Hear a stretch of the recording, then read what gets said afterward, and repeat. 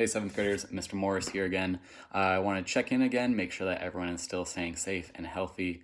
I want to let you know also that I'm missing you, but I'm really glad that we're able to stay engaged some ways through Classroom and Flipgrid and Padlet. I also wanted to check in.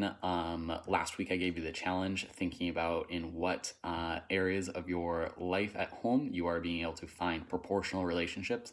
Last week I talked about how I used proportions while I was baking. And now I'm also having to think about proportions as I'm stocking up in groceries. Make sure that I have enough food while we're staying at home to stop the spread of the virus. And one of the things that I stocked up on at the grocery store were black beans. And so here are my black beans that I stocked up on. Now I need to figure out how long these beans are going to last me before I need to go back to the store. To do that, what I can do is I can look at the back of my can of black beans. On the nutrition label, it tells me exactly how many servings there are in one of these cans.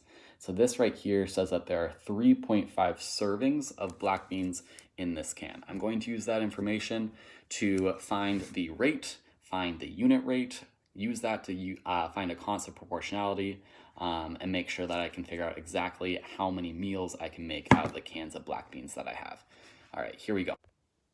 First thing I'm going to do is I'm going to take the information that I just read on the back of the can and I'm going to write that as a ratio.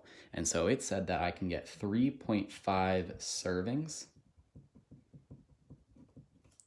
in one can. Now we said that this is a ratio because it's a comparison of two numbers. It's a special type of ratio. It's a rate because I'm comparing two different types of things. I'm comparing servings versus cans. Now it's an even more special type of rate. We call this a unit rate. It's a unit rate because we're talking about how many of this per one of that. So there are 3.5 servings per can. A unit rate is always when the bottom number, the denominator, the second number in the rate is 1. This is a unit. Now I'm going to use that unit rate to fill in my rate table. I know that one can has 3.5 servings, or there are 3.5 servings per can. How can I use this unit rate to figure out how many servings there are in any number of cans? Well, if I want to know 2 cans, then all I have to do is take the number of servings in one can and multiply it by 2. So 3.5 times 2 is a total of 7 servings in 2 cans. What I just did was I took 3.5 and I multiplied that by the number of cans. For every one of these rows in my table, I'm always going to be constantly multiplying it by 3.5, making 3.5 my constant of proportionality.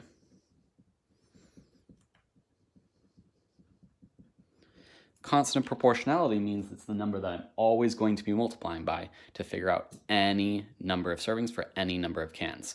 So 3.5 times 3 cans is a total of 10.5 servings. 3.5 times 4 is a total of 14 servings. 3.5 times 5 is a total of 17.5 servings. And there are a total of 21 servings in 6 cans. What if I knew that I needed 42 servings of black beans? How could I figure out how many cans there are, or how many cans I would need if I want 42 servings? Well, just like we multiplied 6 times 3.5 equals 21, I can flip it around. The opposite of multiplying is dividing. So 42 divided by 3.5 will tell me that I need 12 cans if I need 42 servings of black beans. Lastly, I'm going to finish this up and I'm going to put all this information into an equation.